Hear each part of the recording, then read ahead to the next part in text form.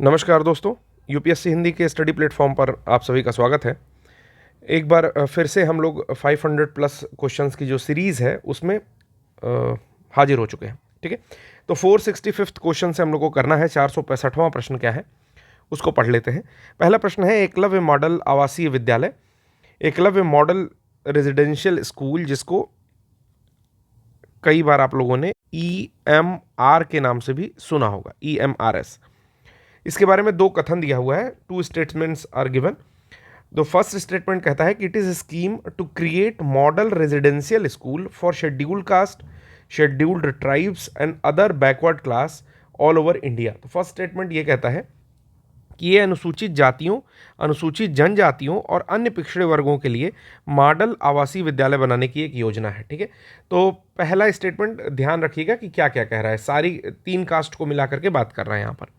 दूसरा कहता है कि it's nodal ministry is the Ministry of education. ठीक है, यानी कि इसका नोडल मंत्रालय शिक्षा मंत्रालय को बता रहा है दूसरे स्टेटमेंट में। Third statement given is these schools will be based on the curriculum of the respective state and education will be imparted only in the mother tongue. तीसरा कहता है ये स्कूल संबंधित राज्य के पाठ्यक्रम पर आधारित होंगे। ठीक है, जैसे कई सारी होते हैं ना, ICSE होता है, CBSE होता है, यूपी बोर्ड होता है या स्टेट बोर्ड होता है। तो ये कह रहा है कि स्टेट बोर्ड पर बेस्ड होगा और शिक्षा केवल मातृभाषा में दी जाएगी। पूछ रहा है कि कितने कथन सही हैं। आपके लिए बता देना चाहता हूं कि जब से पहले EMRS यानी कि एकलव्य मॉडल रेजिडेंशियल स्कूल जो होते हैं वो केवल और केवल शेड्यूल्ड कास्ट के लिए होते हैं। ठीक है, यानी कि अनुसूचित जातियों के लिए होते हैं। तो पहला स्टेटमेंट तो पूरी तरह से यहाँ पर गलत हो जाता है। दूसरा स्टेटमेंट है कि जब वो अनुसूचित जातियों के लिए होते हैं तो संबंधित मंत्रालय ही उनकी देखरेख करता है, यानी कि नोडल मिनिस्ट्री होता है, उसमें मिनिस्ट्री ऑफ एजुकेशन इन्वॉल्व नहीं रहती है। तो दूसरा स्टेटमेंट भी इनकरेक्ट हो जाता है। तीसरा स्टेटमेंट कहता है जो कि स्टेट बोर्ड पर बेस्ड होगा, स्टेट बोर्ड पर बेस्ड नहीं होगा, ये CBSE से एफिलिएट होंगे या उस बोर्ड पर बेस्ड होंगे, CBSE बोर्ड जो होता है आपका। और उसके साथ ही जिस तरह से आपके नवोदय विद्यालय या और केंद्रीय विद्यालय की तर्ज पर होगा। ठीक है, तो तीसरा स्टेटमेंट ही इनकरेक्ट हो जाता है। इस हिसाब से ऑप्शन डी जो है बिल्कुल करेक्ट होगा। यहाँ पर एक्सप्लेनेशन देख लेते हैं, फिर थोड़ी सी बात करेंगे जो कि विद इन 2 मिनट के अंदर की होगी, विद इन 2 मिनट्स होगी। ठीक है, एकलव्य मॉडल आवासीय विद्यालय यानी कि एकलव्य मॉडल रेजिडेंशियल स्कूल, ये जो है दूर दराज क्षेत्रों में अनुसूचित जाति ST, अनुसूचित जनजाति के बच्चों को, शायद मैंने यहाँ पर अनुसूचित जाति बता दिया था शायद, ठीक है, लेकिन अनुसूचित जनजाति है, इसमें ST है। ठीक, तो अनुसूचित जनजाति के बच्चों को गुणवत्तापूर्ण शिक्षा प्रदान करते हैं, इसलिए कथन 1 गलत हो जाता है। और EMR स्कूल CBSE पैटर्न का अनुसरण करते हैं, इसलिए 3 गलत हो जाता है। और नोडल मंत्रालय जो है जनजाति कार्य मंत्रालय है, इसलिए 2 भी गलत हो जाता है। इसमें क्या करेंगे, जवाहर नवोदय और केंद्रीय विद्यालय यानी कि KV के तर्ज पर और जवाहर नवोदय विद्यालय के तर्ज पर इसको विकसित करेंगे और इसमें अत्याधुनिक सुविधाओं का भी निर्माण करेंगे या प्रदान किया जाएगा। ठीक है, देखिए मैं एक अनुरोध करना चाहता हूं कि बहुत सारे ऐसे लोग होंगे जो मेरा लेक्चर देखते हैं। अमूमन मैं देख रहा हूं कि व्यूज़ 1200 से 1400, कभी कभी बढ़ करके 2000 के आसपास भी पहुंचता है, 1700 1800। ठीक है, तो अमूमन मान लिया जाए तो 1000 से 1200 लोग देख लेते हैं एक दिन में, 24 घंटे में मेरा लेक्चर। बहुत सारे लोगों को लेक्चर अच्छा लगता होगा, बहुत सारे लोगों को लेक्चर अच्छा नहीं लगता होगा। ठीक है, तो जिनको लेक्चर अच्छा नहीं लगता है, शायद वो बहुत अच्छा प्रदर्शन करते हो या काफ़ी बढ़िया परफॉर्म कर सकें, शायद लेक्चर देने में वर्स्ड हो, निपुण हो। ठीक है, और जिन लोगों को अच्छा लगता होगा शायद उनको कुछ सीखने की ललक होगी, तो बोलने का लहजा, तरीका, इस पर ज़्यादा ध्यान नहीं देते होंगे, प्रश्नों को देखते होंगे। अगर मेरा समझाया हुआ अच्छा लगता होगा तो लाइक कर देते होंगे। ठीक, तो मैं हाथ जोड़कर आप लोगों से निवेदन करना चाहता हूं कि जिन लोगों को अच्छा लगता है मैं उनका शुक्रिया कर रहा हूं, जिन लोगों को अच्छा नहीं लगता है मैं उनसे कहना चाहता हूं कि मैं थोड़ी बहुत इंप्रूवमेंट कर लूँगा, अगर आप एक जेन्युइन कमेंट करें कि क्या क्या इंप्रूवमेंट आप लोगों को नीडेड है। ठीक है, रादर देन कोई रबिश कमेंट करने के। बहुत सारे लोग रोज समझाने के बावजूद केवल PDF की डिमांड करते हो।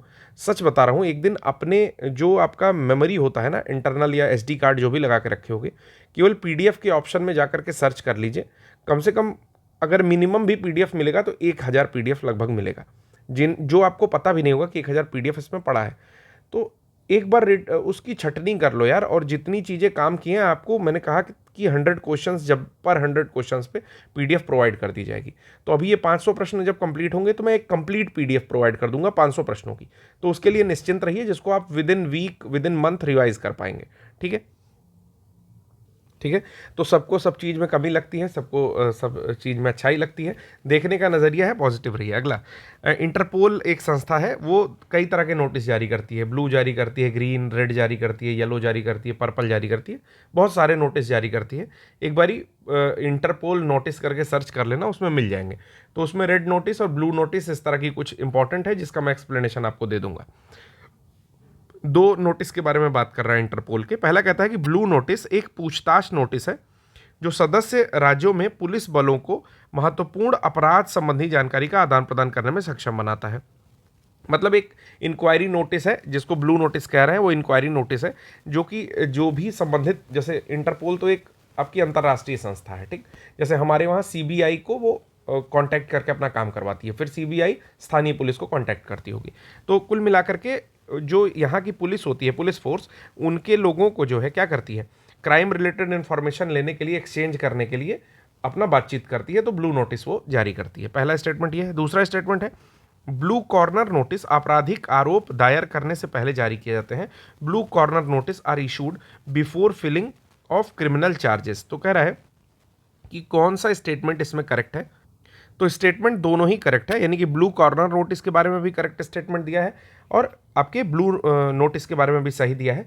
तो दोनों का जानना है कि एक कह रहा है कि आपराधिक आरोप दायर करने से पहले कॉर्नर नोटिस जारी होगी, ब्लू कॉर्नर, और ब्लू नोटिस जो जारी होगी वो पूछताछ के लिए जारी होगी और संबंधित पुलिस उससे संबंधित इंक्वायरी लेकर के उनको दे देगी। ठीक है, तो ये दोनों ही स्टेटमेंट करेक्ट है।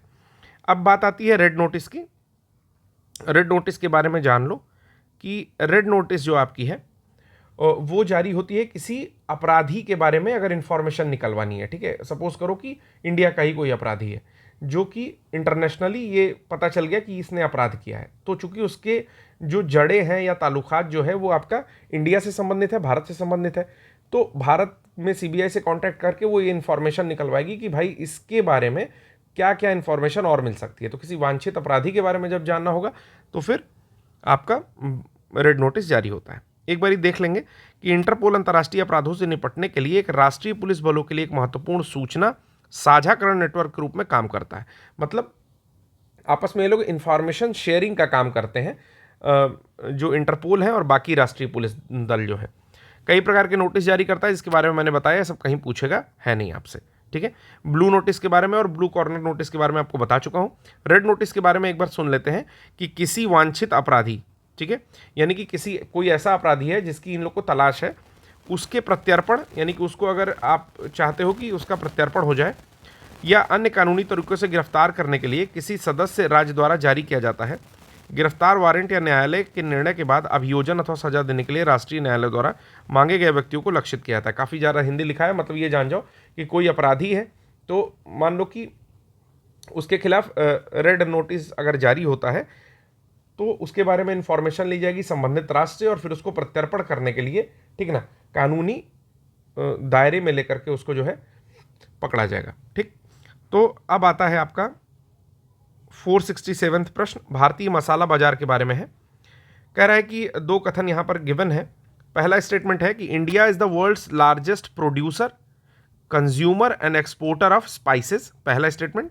तो जैसा कि आपको पता है कि बहुत टाइम से 1498 के आसपास से, जब से वास्को डी गामा आया भारत में, तब वो मसाले का ही व्यापार करने आया था। तो यानी कि मसाले होते हैं हमारे वहाँ तभी से, और जो केरला का साइड है वो पूरा मसालों के लिए ही विख्यात है। तो हम लोग सबसे बड़े प्रोड्यूसर भी हैं, कंज्यूमर और एक्सपोर्टर तीनों हैं। फिर दूसरा स्टेटमेंट यहाँ पर कहता है कि India produces about 75 of the 109 varieties listed by the International Organization for Standardization. तो आईएसओ के द्वारा कुल 109 मसालों की लिस्ट जो है बनाई गई है, जिसमें से 75 मसाले हमारे वहाँ हो जाते हैं। तो भारतीय अंतर्राष्ट्रीय मानकीकरण संगठन द्वारा सूचीबद्ध 109 किस्मों में से लगभग 75 किस्मों का उत्पादन भारत करता है। तो दोनों ही स्टेटमेंट बिल्कुल सही है। ठीक है, स्टेटमेंट सी, यानी कि sorry, option C will be the correct answer. थोड़ा सा एक्सप्लेनेशन देख करके आगे चलेंगे कि भारत विश्व में सबसे बड़ा मसाला उत्पादक है, मसालों का सबसे बड़ा उपभोक्ता भी है और निर्यातक भी है, तो स्टेटमेंट 1 करेक्ट हो जाता है। और आईएसओ में 109 किस्मों में से 75 का उत्पादन करता है। क्या क्या उत्पादित करता है सबको पता होगा। अगर किसी को नहीं पता है तो अपने किचन में चले जाओ, जितने भी मसाले के डिब्बे रखे हैं सबको एक बारी पहचान लो क्या क्या रखा होगा। तो काली मिर्च रखी होगी, इलायची, मिर्च, अदरक, हल्दी, धनिया, जीरा, अजवाइन, सौंफ, मेथी, जायफल, जावित्री, करी पाउडर, पता नहीं क्या क्या। ठीक है, तो सब कुछ रखा होगा, आप लोग देख सकते हो। ठीक, हमारे वहाँ मसाले जो है खासकर नॉर्थ इंडिया में बहुत धूमधाम से जो है खाए जाते हैं। चलिए अगला यहाँ पर 2 स्टेटमेंट है, किसके बारे में है तो कुछ स्पेस से रिलेटेड संस्थाएं हैं उनके बारे में दिया हुआ है। पहला स्टेटमेंट कहता है कि the trisonic wind tunnel at the Vikram Sarabhai space centre is a milestone in aerodynamic testing for rocket and aircraft. ठीक है, तो पहला स्टेटमेंट कहता है कि विक्रम साराभाई अंतरिक्ष केंद्र में ट्राइसोनिक पवन टनल रॉकेट और विमानों के लिए वायुगतिकीय परीक्षण एक मील का पत्थर है। ठीक है, तो यहाँ पर एक एरोडायनेमिक टेस्टिंग हुई है रॉकेट और एयरक्राफ्ट के लिए, जो कि माइलस्टोन माना जा रहा है। हुआ कहाँ पर है, ये ट्राइसोनिक विंड टनल में हुआ है, जो कि आपकी विक्रम साराभाई स्पेस सेंटर में स्थित है। तो पहला स्टेटमेंट बिल्कुल करेक्ट है। ठीक है, दूसरा स्टेटमेंट कहता है कि semi cryogenic integrated engine and stage test, जिसको सीस्ट कह रहा है, SIEST facility will develop semi cryogenic engines increasing payload capacity resulting in the ability to test engines up to 200 tons of thrust। यानी कि semi cryogenic integrated engine और stage test सुविधा semi cryogenic engine विकसित करेगी, जिससे payload क्षमता में वृद्धि होगी। परिणामस्वरूप 200 टन थ्रस्ट तक इंजन का परीक्षण करने की क्षमता होगी। तो मैंने बताया था कि SIEST facility will develop semi cryogenic engines increasing payload capacity resulting in the ability to test engines up to 200 tons of thrust. ठीक है, यानी कि सेमी क्रायोजेनिक इंटीग्रेटेड इंजन और स्टेज टेस्ट, जिसको सीट सुविधा कह रहे हैं, उसमें सेमी क्रायोजेनिक इंजन विकसित करेगी, जिससे पेलोड क्षमता में वृद्धि होगी। मतलब पेलोड जो ले जाने की क्षमता है उसमें वृद्धि हो जाएगी। परिणामस्वरूप 200 टन थ्रस्ट तक इंजन का परीक्षण करने की क्षमता होगी। मतलब इतने थ्रस्ट तक इंजन का परीक्षण कर सकते हैं। तो कह रहा है कि इन 2 स्टेटमेंट्स में से कौन सा सही नहीं है। तो ये आपके जनवरी के आसपास की न्यूज़ है और काफ़ी बढ़िया न्यूज़ है कि ट्राइसोनिक विंड टनल में जो है एक परीक्षण किया गया, जो कि माना जा रहा है कि एरोडायनेमिक टेस्टिंग के लिए रॉकेट और एयरक्राफ्ट के लिए जो है माइलस्टोन या मील का पत्थर साबित होगा। और सीट परीक्षण के द्वारा इसमें पेलोड कैपेसिटी भी बढ़ जाएगी और लगभग 200 टन थ्रस्ट का इंजन का परीक्षण हम लोग करने में जो है सक्षम हो जाएंगे। तो यहाँ पर दोनों ही स्टेटमेंट बिल्कुल सही है। तो पूछ रहा है which is are not correct, तो नॉट में आ जाएगा डी, क्योंकि दोनों ही स्टेटमेंट करेक्ट है। तो डी ऑप्शन हो जाएगा, क्योंकि कोई भी गलत नहीं है। सेम चीज़ यहाँ पर लिखा हुआ है। ठीक है, तो कुछ भी इसमें अलग नहीं लिखा है, सेम चीज़ लिखी हुई है, तो एक्सप्लेनेशन पढ़ने की ज़रूरत नहीं है। आइए अगला आता है ICI, यानी कि इस्तांबुल कोऑपरेशन इनिशिएटिव से संबंधित यहाँ पर प्रश्न दिया हुआ है। देखते हैं क्या है इस्तांबुल कोऑपरेशन इनिशिएटिव। ये प्रोवाइड करेगा an opportunity for non NATO countries in the broader Middle East region to cooperate with NATO for the purpose of enhancing regional security. तो कह रहा है कि ऐसी कंट्रीज जो नॉन नाटो हैं, यानी कि नॉर्थ अटलांटिक ट्रीटी ऑर्गेनाइजेशन का हिस्सा नहीं है, उन्हें ICI यानी कि इस्तांबुल कोऑपरेशन इनिशिएटिव एक रीजनल सिक्योरिटी देने के लिए नाटो के साथ सहयोग पर बढ़ावा दे रहा है। ठीक है, पहला। दूसरा कहता है कि NATO plus refers to a security alliance that includes NATO and 5 US treaties alliance, namely Australia, New Zealand, Japan, Israel and South Korea. तो यहाँ पर नाटो प्लस जो है बता रहा है कि एक सुरक्षा गठबंधन को दर्शाता है, जिसमें नाटो और 5 अमेरिकी संधि सहयोगी US ट्रीटी अलायंस, ठीक है, कौन कौन, एक ऑस्ट्रेलिया है, न्यूजीलैंड है, जापान, इजराइल और दक्षिण कोरिया शामिल होगा। ठीक है, तो इन दोनों स्टेटमेंट्स में पूछ रहा है कि कितने स्टेटमेंट सही नहीं है। तो दोनों ही स्टेटमेंट बिल्कुल सही है। इस्तांबुल कोऑपरेशन इनिशिएटिव भी सही है और आपका उसके बारे में कही हुई बातें जो नॉन नाटो को देती है। और दूसरी चीज़ है आपकी नाटो प्लस जो है वो भी एक सिक्योरिटी अलायंस है और उसमें US के द्वारा ट्रिटाइज की हुई 5 एलाइज भी हैं, जिनके नाम मैं आपको बता चुका हूं। तो दोनों ही स्टेटमेंट करेक्ट हैं। इस हिसाब से इनकरेक्ट स्टेटमेंट जो होगा वो आपका डी हो जाएगा। आपको दिखाता हूं कि इस्तांबुल कहाँ स्थित है। इस्तांबुल बेसिकली टर्की की कंट्री है। ठीक है, मैं आपको दिखा रहा हूँ। तो यहाँ पे आप देख सकते हैं टर्की का पोर्शन, और मैं इस पर अभी लिख नहीं सकता, लेकिन शायद लिख सकता हूँ, देखता हूँ, ट्राई करता हूँ। ठीक है, शायद कुछ हो सकता है।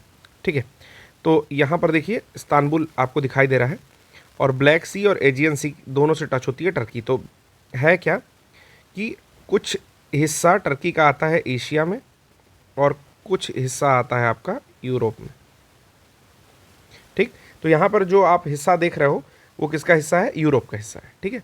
तो इस्तांबुल आप देख लिए, यहाँ पर स्टार लगा हुआ है, यही है इस्तांबुल, ठीक है। चलिए चलते हैं आगे।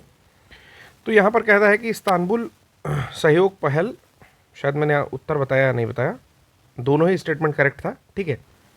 तो इस्तांबुल सहयोग पहल व्यापक मध्य पूर्व क्षेत्र में गैर नाटो देशों को क्षेत्रीय सुरक्षा देता है। मतलब जो आपका इस्तांबुल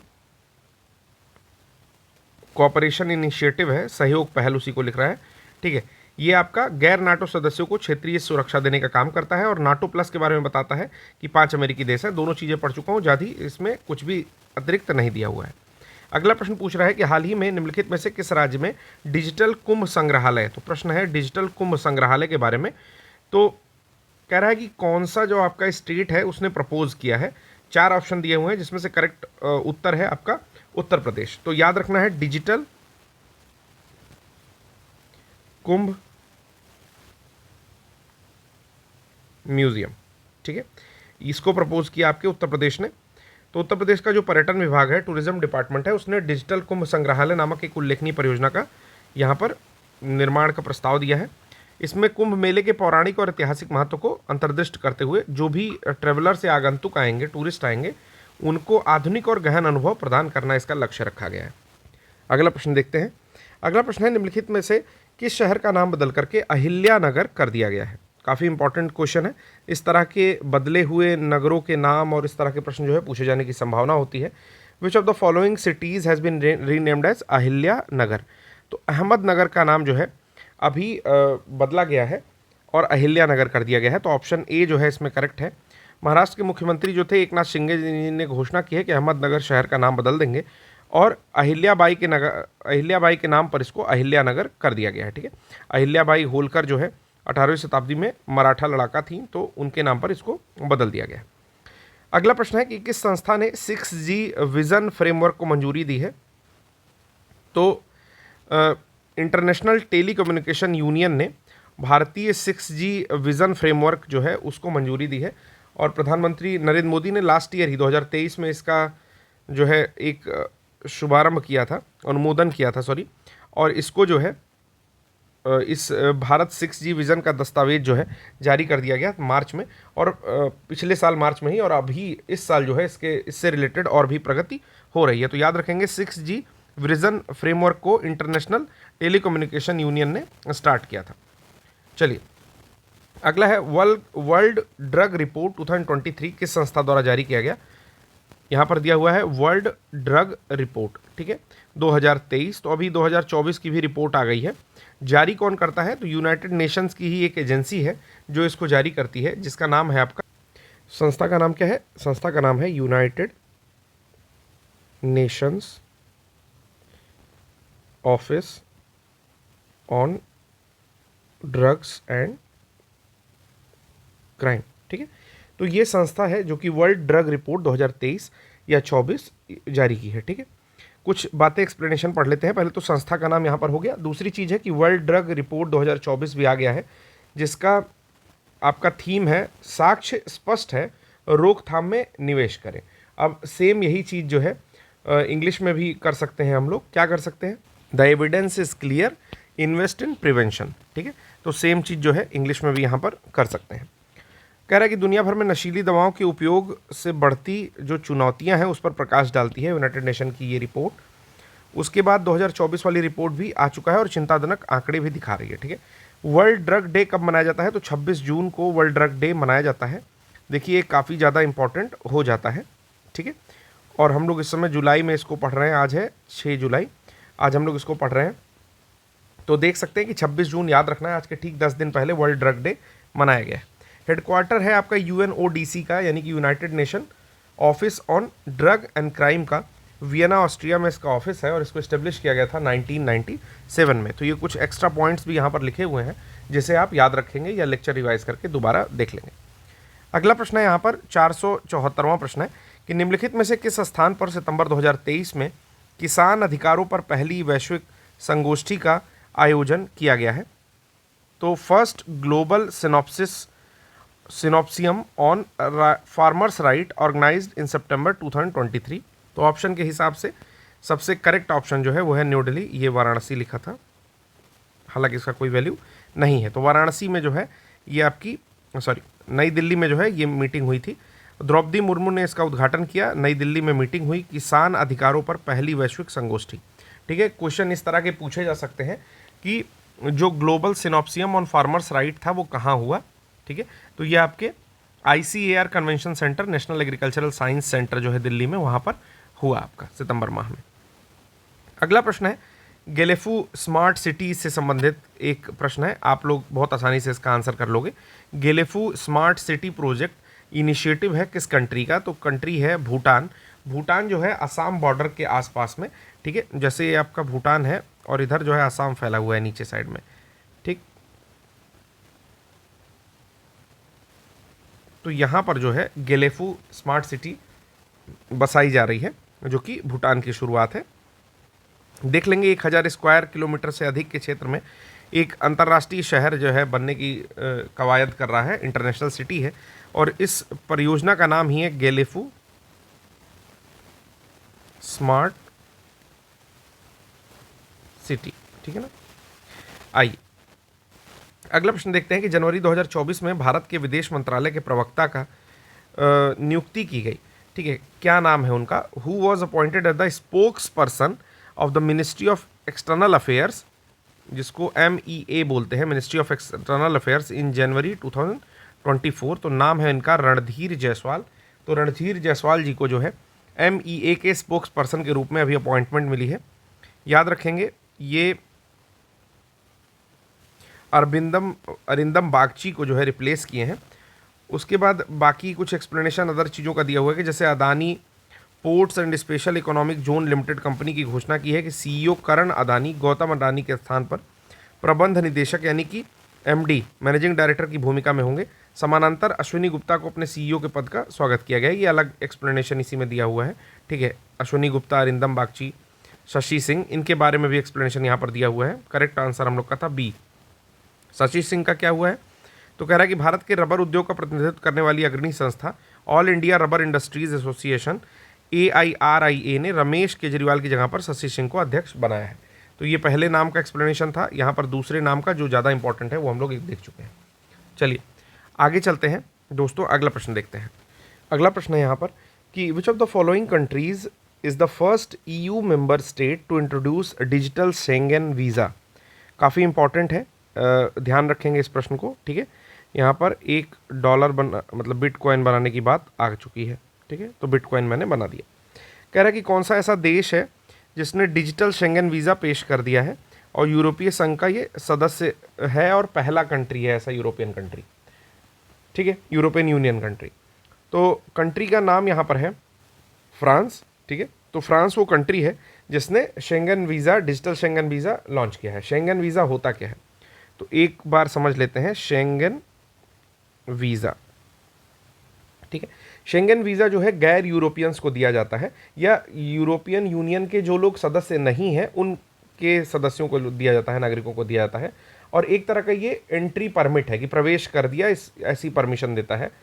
एक शेंगन क्षेत्र डिसाइड है जहाँ पर कुछ कंट्रीज़ को मिला करके एक शेंगन क्षेत्र डिसाइड है। ठीक है, और वो टोटल मिला करके 180 दिन से लेकर के या 90 दिन तक, मतलब जैसा शेंगन वीज़ा का अलाउ होगा उसमें, उस तरह से आप उतने दिन के लिए यात्रा कर सकते हो। मतलब बार बार ये नहीं कि एक हफ्ते के लिए गए तो आपको बार बार वीज़ा ठीक कराना है। एक बार ही शेंगन वीज़ा ले लिया तो कुछ कंट्रीज़ हैं वहाँ पर आप विजिट कर सकते हो। ठीक है, अलग अलग टाइप का होता है, जैसे सिंगल एंट्री टाइप होता है, मल्टी एंट्री टाइप होता है या एयरपोर्ट ट्रांजिट होता है। उतना नहीं जानना है, बस ये जानना है अभी हम लोग को कि डिजिटली किसने लॉन्च किया सबसे पहले। तो फ्रांस जो कंट्री थी उसने लॉन्च किया। ठीक है, फ्रांस की कैपिटल क्या है वो आप लोग मुझे कमेंट बॉक्स में बताओ। अभी किसके लिए लॉन्च किया? तो जो ओलंपिक और पैरा ओलंपिक खेलों के लिए डिजिटल शेंगन वीज़ा लॉन्च किया और ये यूरोपीय यूनियन का पहला सदस्य बन गया है जिसने डिजिटली इसको लॉन्च किया।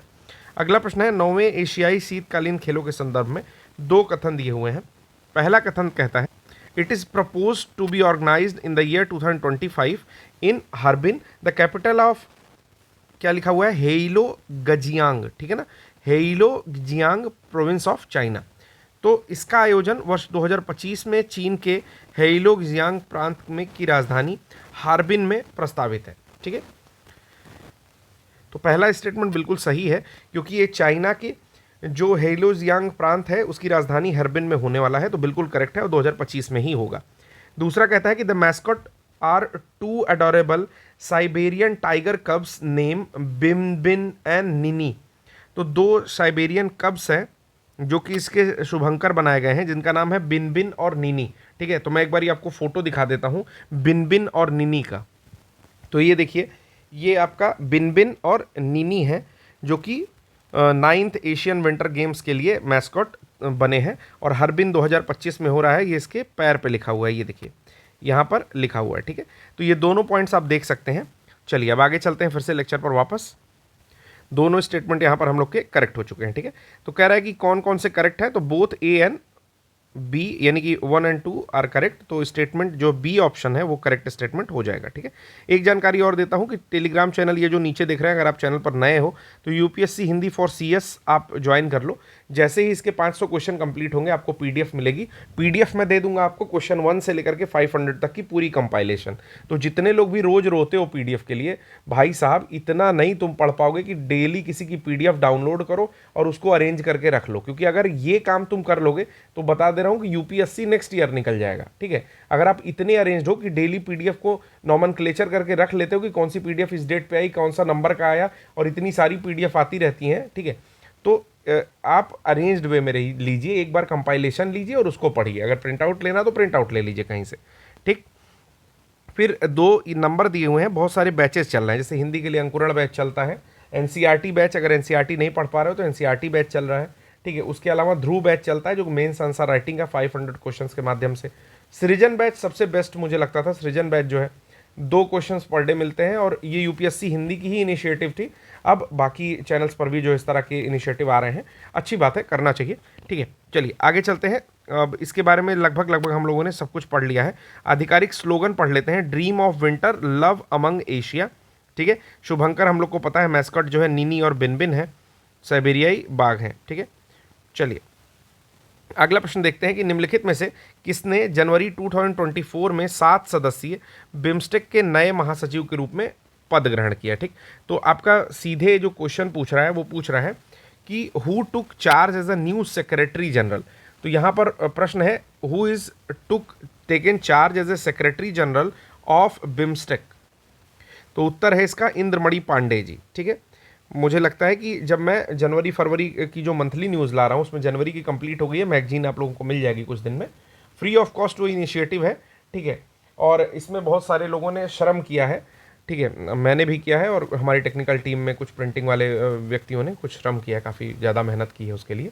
तो मुझे ये समझ में आया कि छोटी मैगजीन बनाने में भी कितनी ज़्यादा एफर्ट जो है लगता है। हालांकि पहले भी हम लोगों ने कुछ कुछ चीज़ें बनाई हैं, लेकिन इसमें जो है क्वेश्चन देखिए, जो मैगजीन है हमारी, हो सकता है कि अभी काफ़ी मतलब बिल्कुल से बेसिक स्ट्रक्चर है उसका, बहुत ज़्यादा उसमें बाइफर्केशन नहीं किया कि अपॉइंटमेंट के लिए अलग दे दिया और इस तरह की चीज़ें। बट ये मैं कह सकता हूँ कि वो न्यूज़ नहीं है जो न्यूज़ लेस इम्पॉर्टेंट है, ठीक है। कि कोई डेट को कुछ ऐसा हादसा हुआ तो वो डेट्स और इस तरह की चीज़ें नहीं है। जितनी फैक्चुअल न्यूज़ है नेशनल एंड इंटरनेशनल इंटरेस्ट की, उसी को शामिल किया गया है। तो एक बारी वो वीडियोस भी जरूर देखिए, क्योंकि मैं देख रहा हूँ कि उसके प्रति इंटरेस्ट थोड़ा कम है, जबकि मुझे लगता है कि उसके प्रति इंटरेस्ट होना चाहिए, क्योंकि एग्जामिनेशन में क्वेश्चन डायरेक्टली पूछे जाएंगे, और ऑब्जेक्टिव क्वेश्चंस जो अभी आप कर रहे हो वो उसके साथ मिला दोगे तो बूस्ट हो जाएगा, ठीक है। तो इंद्रमणि पांडे जी क्या बने हैं, बिम्स्टेक के नए सेक्रेटरी जनरल बने हैं, याद रखना है, ठीक है, याद रखना है। चलिए आप मुझे चलो एक कमेंट बॉक्स में बता दो कि बिम्स्टेक जो है, ठीक है, ये कब इस्टेब्लिश हुआ, किस नाम से हुआ, ठीक है ना, और कंट्रीज कितनी कौन कौन सी हैं, ठीक है।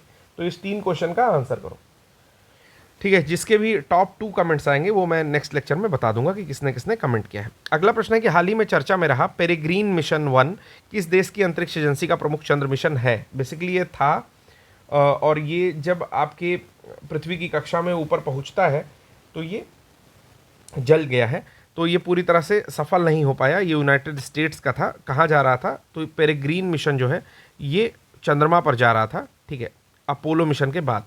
ठीक, तो याद रखेंगे पेरेग्रीन मिशन, पेरेग्रीन मिशन 1 याद रखेंगे इसको। तो ये मिशन जो है संयुक्त राज्य अमेरिका का था, पेरेग्रीन मिशन 1। 50 से अधिक वर्ष हो चुके थे चंद्रमा पर भेजने के लिए, ये पहला प्रयास किया गया और ये तकनीकी रूप से ईंधन रिसाव के कारण लैंडिंग का प्रयास विफल हो गया था। हालांकि जब भेजा गया तो फिर से कोलैप्स हो गया ये।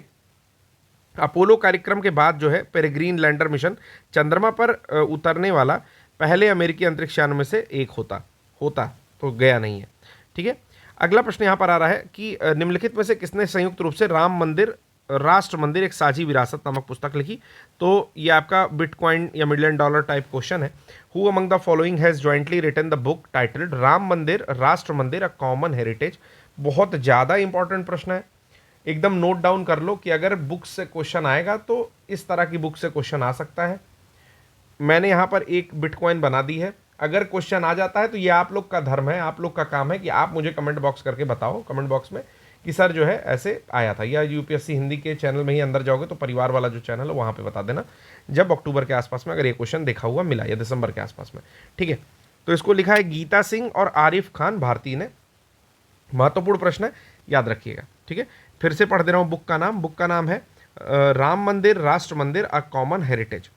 तो यहाँ पर आईपीएस रश्मि शुक्ला महाराष्ट्र की पहली डीजीपी बन गई हैं, जिनके बारे में शायद ऑप्शन दिया होगा, रश्मि शुक्ला यहाँ पर दिया हुआ है। ठीक है, फिर केरल के राज्यपाल हैं आरिफ मोहम्मद। दिल्ली के रंग भवन सभागार में गीता सिंह और आरिफ खान भारती द्वारा लिखा हुआ राम मंदिर राष्ट्र मंदिर एक साझी विरासत का अनावरण किया गया है।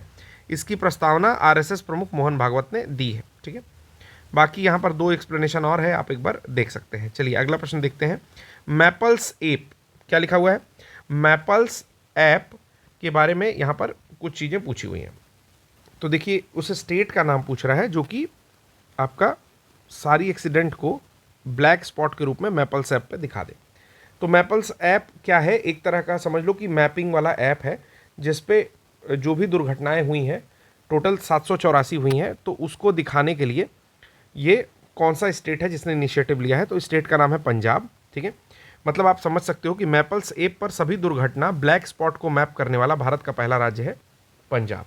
ठीक है, तो यहाँ पर एक्सप्लेनेशन दिया हुआ है कि 784 दुर्घटना ब्लैक स्पॉट को मैप करने के लिए मैप माई इंडिया द्वारा विकसित नेविगेशन सिस्टम मैपल्स ऐप पर सभी दुर्घटनाएं इस तरह से ब्लैक स्पॉट के रूप में दिखाई देंगी। अगला प्रश्न है 483। अब यहाँ से टोटल 17 प्रश्न और बचते हैं। तो यहाँ पर मैंने 32-33 मिनट का जो है कुल क्वेश्चन बना लिया है, मतलब टोटल लेक्चर बना लिया है। आप देख सकते हो कि थोड़े क्वेश्चन और बचे हैं और ये फिर आपको पूरी पीडीएफ मैं प्रोवाइड करा दूंगा। ठीक है, जैसे ये सब क्वेश्चन बहुत आसान है, सबको आप लोग को मालूम भी होगा, क्वेश्चंस मैं दिखा दे रहा हूँ। ठीक है, तो नेक्स्ट लेक्चर में मुझे लगता है कि ये पूरा कंप्लीट हो जाएगा और 500 की पूरी जो लिस्ट है वो आप लोगों को टेलीग्राम चैनल पर दे दी जाएगी। ठीक है, तो जुड़ने के लिए बहुत बहुत धन्यवाद। मैं वैल्यूएबल कमेंट्स की हमेशा जो है प्रतीक्षा करता हूँ। सजेशन वाले कमेंट दीजिए कि जो चीज़ें नहीं समझ में आ रही है वो मुझे बताइए। ठीक है, जो चीज़ें समझ में आ रही हैं उसको अच्छा कह सकते हैं, लेकिन जो चीज़ें इंप्रूव करनी है उसके बारे में भी बताते रहा करिए। तो आज के लिए बस इतना ही, धन्यवाद।